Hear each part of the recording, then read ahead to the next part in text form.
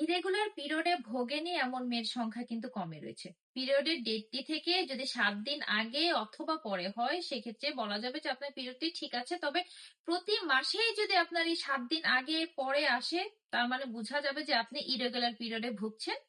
এবং সেটি কি কারণে হতে পারে, বিভিন্ন রিজনে আসলে ইরেগুলার পিরিয়ডটি হয়ে থাকে। যেমন অনেকের পিসিওএস রয়েছে সে কারণে হতে পারে, অনেকের ওয়েদার চেঞ্জের কারণে হতে পারে, হরমোনাল ইমব্যালেন্স আছে সে কারণে হতে পারে, প্রেগনেন্সির পরে গিয়ে অনেক সময় পিরিয়ড উল্টাপুল্টা আসতে পারে সে কারণেও হতে পারে। অনেকের দেখা যায় যে দেশ চেঞ্জ করে এক জায়গা থেকে আরেক জায়গায় যায়, খাবার দাবার চেঞ্জ হয়ে যায়, সেক্ষেত্রেও কিন্তু পিরিয়ডের ডেটটি উল্টাপাল্টা হতে পারে। তবে এই কারণে আপনারা দেখবেন আপনার ডক্টর অথবা ফার্মাসিস্টের পরামর্শ অনুযায়ী যে আপনাকে মেডিসিন নিতে হবে কিনা বা মেডিসিন নিলে কি মেডিসিন নিতে হবে, ঠিক আছে?